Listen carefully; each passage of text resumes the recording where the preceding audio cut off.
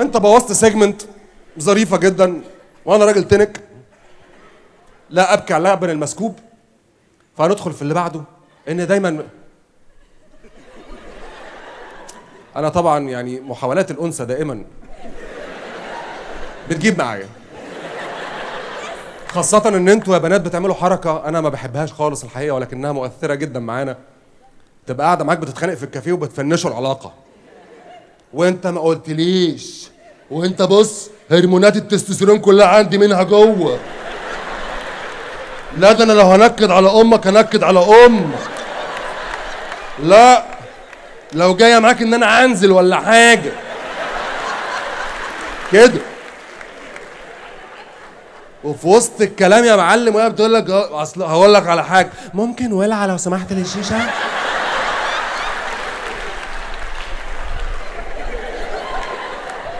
طب ما انت عندك منه ما تصبي لي. لا لا انا ما انزلش.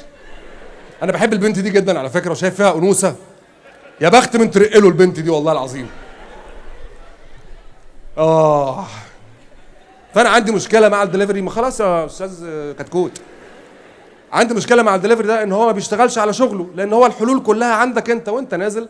هات معاك، خاصه ان انا كويس معاهم، انا كويس جدا مع الطيارين. يعني احنا عندنا الاسانسير بكارت، ودي حاجه انا مش فاهمها وهنتكلم فيها، بس بهتم ان هو ينزل في الاسانسير مش بالمرياله، بستر نفسي بالاسدال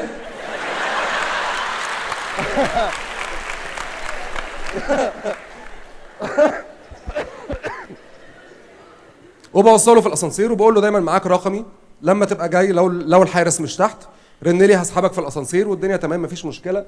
فهو حتى رد فعله بيكون والله يا استاذ علي انت بص اقول لك على حاجه، انت والله اعظم زبون في شمال افريقيا، الحته الجايه دي يا سيدي كتر خيرك وكده ومفيش مشكله. بس انا مش فاهم برضو ليه الاسانسير بكارت.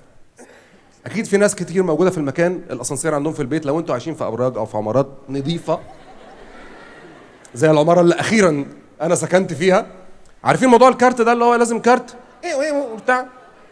احنا عندنا في العيله ما عندناش الكلام ده خالص، احنا بننزل على السلم ونتبقلج على الترابزين والناس لبعضها. بس عندي في العماره هم عاملين كارت لان الاسانسير عندنا مقدس. هم خايفين اي اتنين ماشيين الساعه 12 الظهر مش لاقيين اي حاجه يعملوها يدخلوا يبوسوا بعض في الاسانسير، واحنا الاسانسير بتاعنا طاهر. الاسانسير بتاعنا هيدخل اتنين فيه دلوقتي عشان يتبادلوا القبل اول ما الباب يتقفل. سبحان الله، ازاي ازاي باي نفس باي غريزه في هذا الرحاب؟ ازاي يعني؟ ده فعل محتاج درجه عنيفه وشرسه من الكفر ولازم تكون متبادله. لان يعني انا لو مكانه خلاص وصل بيا الكفر الحته دي وهاجي ابص تقول لي هتسمع بتاع لا التوبه يعني هيحصل، هتنهار البوسه هتنهار. وانا مش فاهم يعني ايه اتنين رايحين يخطفوا بوسه في اسانسير 30 ثانيه. احنا وضعنا سيء كرجاله بس مش الدرجه دي، وضعنا سيء قوي وهنتكلم في ده برضه. خدت بالك؟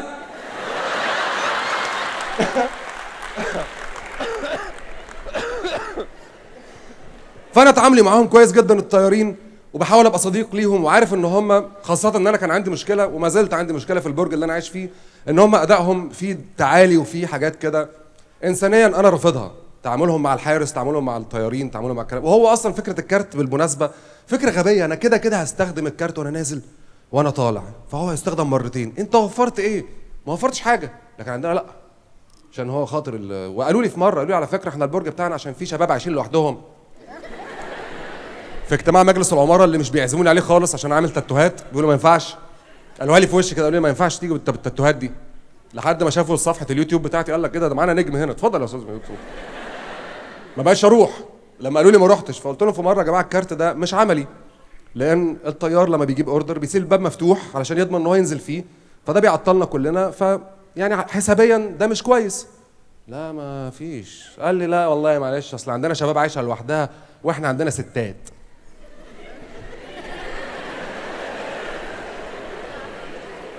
انا بدور على علاقه بين اللي بيتقال دلوقتي مش لاقي. قلت له انت حضرتك بتلقى حلاقه لاست عكس يعني؟ انا اللي بس مفيش غيري في العماره. والله معلش يا فندم كده، بس حضرتك ممثل برضه، احنا مش عارفين. مش عارفين ايه يعني؟ ناس طالعه وناس نازله وكده، استغفر الله العظيم يا رب. فانا بقيت بترفع، كنت الاول بتعصب جدا على الحاجات دي، دلوقتي بترفع عن الكلام الفارغ ده. لكن لما بطلع في الصيف بالمرياله، الحته دي هتعجبك قوي. طبعا الطيار بيبقى رد فعله حاجه من اتنين، ما هو طبعا الطيار دايما ذكر، وفكره ان ذكر يشوف ذكر اخر بمريال عليها تران تران وبتاع، دي حاجه موتره جدا. فبيبقى رد فعل اللي هو ايه، لا انا هخلي بالي من نفسي وامسك في البنطلون كده. وطبعا الطيار كالعاده هو مش عارف الاوردر بكام. لا كام حضرتك مكتوب عندك؟ انا مش موضوعي بقى، انا هبص كمان في الرقم واعرف مسؤوليتي اللي هوديها للمطبخ هناك عندهم كام. ما يعرفش حاجه، وهو المشكله انه شايفني من وشي مش من ظهري. فالموضوع مطمئن يعني، ما يحتاجش ان احنا نبقى قلقانين قوي كده. تلاقي زوج يقول لك ادي له فلوس، يعني كتر خيرك الدنيا حر حاجه. لا انا كل قبل حلال ولا انك تحط حاجه في بقك؟ ايه ده؟